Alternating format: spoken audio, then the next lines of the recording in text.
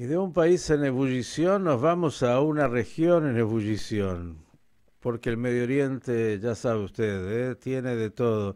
Y vamos a intentar en este viernes salir a veces un poco del árbol, que tiene mucho, porque claro, operaciones militares aquí y allá, temas diversos, pero en el bosque además se plantea que la semana entrante el premier Benjamin Netanyahu estaría viajando a Washington para una reunión cumbre con el presidente Donald Trump.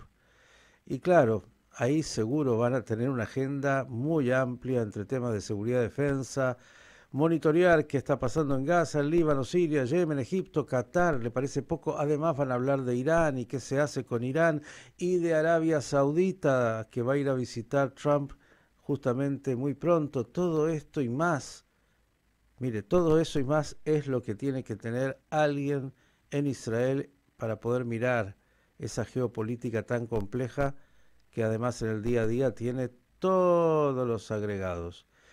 Arrancamos la semana con él, nos trajo a diario la información y el análisis y hoy también, día viernes, víspera de Shabbat, nos va a poder comentar lo que es agenda en Israel y también, como le decía, lo que hay que tener en consideración. Querido profesor Natalio Steiner, buenas tardes para usted. Hola Miguel, ¿qué tal? Buenas tardes y Shabbat Shalom ya por adelantado. Para ustedes faltan más horas, para nosotros faltan algunas pocas horas más. Hoy en un día que se presenta en Israel muy bonito climáticamente hablando, verdaderamente un día primaveral, hermoso y también un día, podemos decir, hasta ahora y Dios quiera se mantenga, con bastante tranquilidad en general para lo que es un país, naturalmente, que está en estado de guerra en distintos frentes, como vos bien lo dijiste, pero hoy un día un poco atemperado, quizá porque los viernes los preparativos de Shabbat, el acercamiento de Pesaj, hay ciertas distensiones y la gente trata un poco de cambiar el ánimo, salir un poco más. Ahora Shabbat empieza más tarde con el cambio horario y por lo tanto el viernes se transforma, Miguel, en ese anhelado domingo, ¿no es cierto? Que a Israel tanto le falta muchas veces y que los latinoamericanos nos quejamos. Pero noticias hay y vamos a reseñarlas rápidamente. Empecemos por Gaza. Israel atacó esta noche el centro del comando de Gaza, de Hamas, perdón, en Jabalía, una de las ciudades y barrios muy importantes, uno de los lugares donde empezó la masacre del 7 de octubre. Fueron eliminados 4 importantes líderes terroristas, que dicho sea de paso, Israel está en una verdadera cacería, por así decirlo, si se me permite la analogía, de los líderes más importantes de una conducción intermedia en Gaza, dado que, a excepción del hermano de Sinwar y algún referente más, la cúpula importante o más relevante del Hamas ha sido eliminada. Israel sigue golpeando en sitios claves y tratando de ampliar las llamadas zonas de exclusión en Gaza para controlar que no haya infiltraciones a los kibutzim cercanos. De todas maneras, también, por supuesto, y vinculado a Gaza, tal como la madre lo había prometido, se dio a conocer el video de un cautivo Matan Angertz, para que la gente tenga una referencia. Una de las primeras imágenes más tristes que hemos visto del 7 de octubre fue ese tanque de guerra incendiado contra la valla del kibutz. Y bueno, el tanque sacando a los soldados fallecidos y heridos, entre ellos Matan Angers, que fue tomado prisionero, fue golpeado salvajemente en ese mismo momento, fue maltratado cuando llegó a Gaza y la madre decidió dar a conocer un video que tenía muy estremecedor, muy golpeante. Parece mentira, ¿no? Porque uno ya ha escuchado tantas cosas y ha visto tantos horrores y siempre hay algo más que suma, desgraciadamente, al sufrimiento, al horror, al maltrato interminable. Lo escuchamos acá, lo escuchamos en Estados Unidos, lo escuchamos en Argentina, no está Karina Engelberg. Cada uno va sumando una pieza a ese rompecabezas de horror del 7 del 10 que parece realmente interminable. Con respecto a Benjamín Netanyahu, continúa su visita en Hungría, va a finalizarla el domingo, después vuelve a Israel y después viajará, como bien dijiste, a Estados Unidos. Dio un discurso muy amplio, muy grande, donde reseñó en Hungría las relaciones históricas entre Israel y Hungría, que para orientar a la gente nacieron en 1991 con la caída del muro de Berlín. Recordemos que Hungría en la Segunda Guerra Mundial, país donde vivieron 650.000 judíos, fue uno de los centros de la Shoah más graves, más importantes. La mayor parte de los judíos húngaros fueron exterminados por un régimen que era pro-nazi y que en el año 1944 llevó o acompañó a los nazis que ocuparon el país a llevar a los judíos a Auschwitz. También Hungría ha sido muy famosa por Raoul Wallenberg, que también salvó a tantos y tantos judíos en Hungría en su momento, agregado sueco desaparecido. Benjamín Netanyahu se mostró optimista en la relación entre los dos países, entre los dos líderes, reseñó todo lo que Hungría había cambiado hacia Israel positivamente desde 1991 y hoy por la mañana se lo vio visitando junto a su esposa y el presidente húngaro y su esposa también, el que ya mucha gente conoce, sabe o vio por algún lugar, el famoso, podemos llamarlo un monumento, es un monumento muy triste, muy raro, muy extraño, el monumento a los zapatos, es decir, los zapatos que están adheridos a orillas del río Danubio, en recordación, porque están los zapatos sueltos nada más, no hay otra cosa, en recordación de los judíos que fueron arrojados al río Danubio para ser llevados por la corriente en épocas del dominio nazi del Estado húngaro. En el momento de la visita de Netanyahu, la Autoridad Nacional Palestina pidió al gobierno húngaro que detenga a Netanyahu en el marco de la resolución de la Corte Penal Internacional de Justicia, que como dijimos justamente ayer, el gobierno húngaro rechazó y salió de esa Corte Penal, con lo cual obviamente no va a dar lugar curso a esa detención. Si pasamos a Estados Unidos un minuto nada más, solo para no olvidarme, el senador demócrata Bernie Sanders, que es un conocido antisionista, judío antisionista, elevó una nueva moción de embargo de armas contra Israel por un monto de 8.800 millones de dólares. Cabe destacar que la moción fue rechazada por segunda vez y fue solamente apoyada por 15 senadores. De las dos cámaras, solamente 15 senadores apoyaron la moción de Bernie Sanders. Incidentes en Siria. Ayer también hablamos, Miguel, mucho de que la frontera con Siria entre Israel está entrando en un clima bastante espeso. Por primera vez se han registrado incidentes entre soldados israelíes y terroristas sirios en las zonas cercanas a Quneitra, en el Golán sirio. No se han registrado bajas, por lo menos del lado israelí, fue un intercambio de disparos, pero evidentemente se trata de situaciones de exploración de uno al otro para ver cómo están paradas las defensas.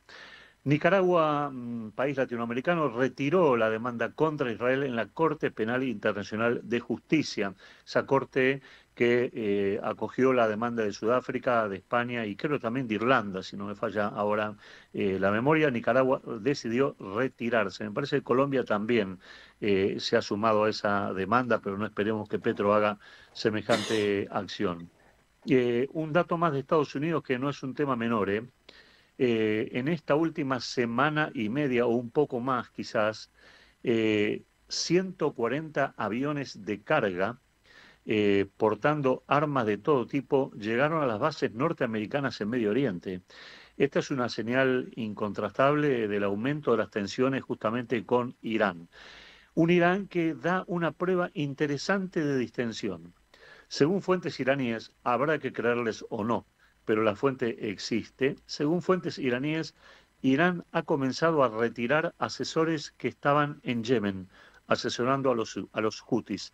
Esto puede ser un indicio interesante de que Irán está entendiendo el mensaje norteamericano, que con Trump parece ser que no se juega, como se jugó con Biden o con Obama o con otros más, y que podría prestarse a, por más que las declaraciones dicen lo contrario, algún tipo de acuerdo importante con Estados Unidos para impedir una guerra que desbaste claramente al Estado iraní. En el Líbano también han habido novedades. Esta noche Israel eliminó una eliminación selectiva en la localidad de Sidón, una ciudad, la tercera en la importancia del Líbano, a un importante líder del Hamas islámico. Recordemos que el Hamas no solamente está en Gaza, en Judea y Samaria, sino tiene presencia activa en menor medida, pero la tiene en el Líbano y en Siria. Y un último dato, color, que me preguntaste algo en el día de ayer y pude averiguar algunas poquitas cosas nada más, quizá pueda averiguar algo más en la semana que viene.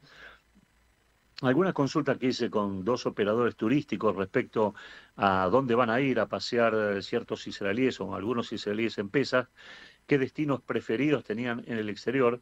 Bueno, de la consulta surgió que el destino o los destinos serían Grecia, Chipre, Bulgaria, Georgia y la isla de Malta.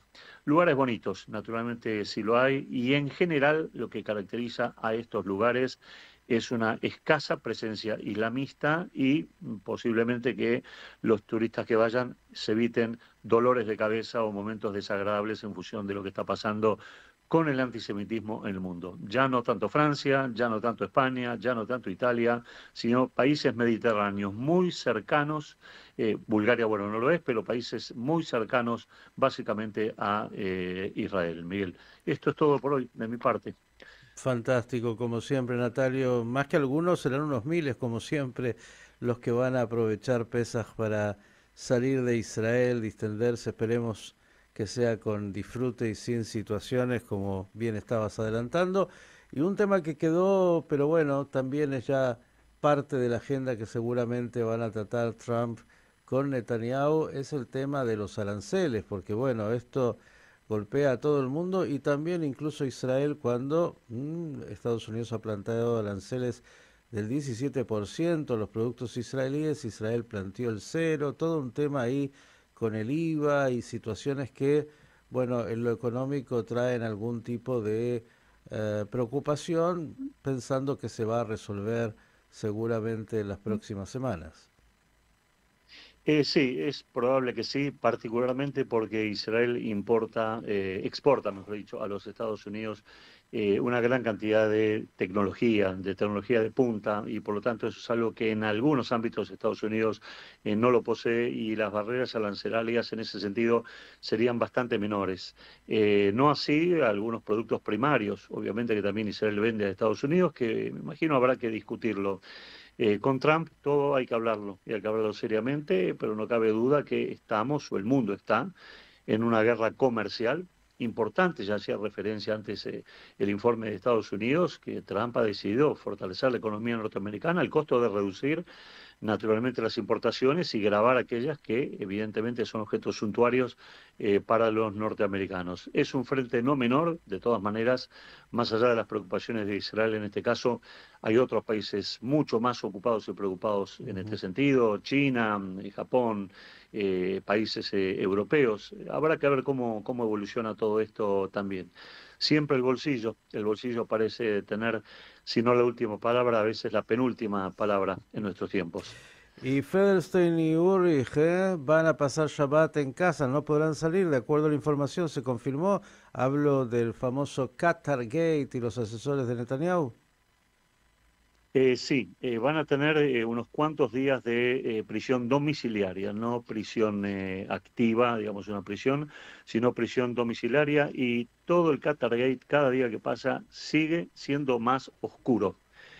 Ahora se han conocido también en estos días declaraciones de autoridades cataríes. Es la primera vez que hablarían de este tema, autoridades cataríes, que dijeron que no tienen que ver con este tema, que no tienen nada que ver, ningún tipo de relación, que admiten, por supuesto sí, que israelíes estuvieron en Qatar, especialmente en la época del Mundial, pero como ya lo están hace bastante tiempo. De todas maneras, acá hay lo que hay que analizar aquí, más allá del llamado Qatar Gate, es el rol de Qatar en el Medio Oriente. Qatar es un país muy pequeño, 350.000 habitantes, entre ellos gran parte de ellos son extranjeros, son trabajadores, con un desarrollo económico enorme. Literalmente no saben lo que hacer con la plata. Esa es la cuestión, no saben lo que hacer con la plata, dónde más invertir.